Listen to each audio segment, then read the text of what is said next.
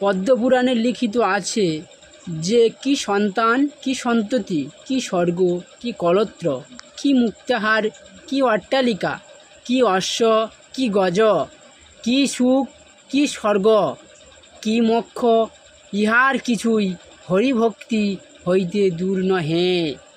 অর্থাৎ হরিভক্তি থাকিলে অনায়াসে এই সমস্ত প্রাপ্ত হওয়া যায়।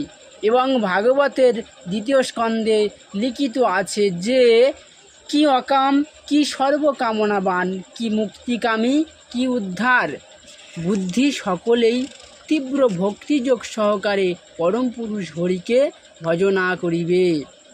এবং 11 স্কন্ধে লিখিত আছে যে ব্যক্তি আমার প্রতি আত্মসমর্পণ করে একমাত্র মদ ভক্তিপরায়ণ ব্যক্তি ব্যতি রেখে তিনি পারমেষ্টি পদ এবং কি মহেন্দ্র পদ, কি সার্বভৌম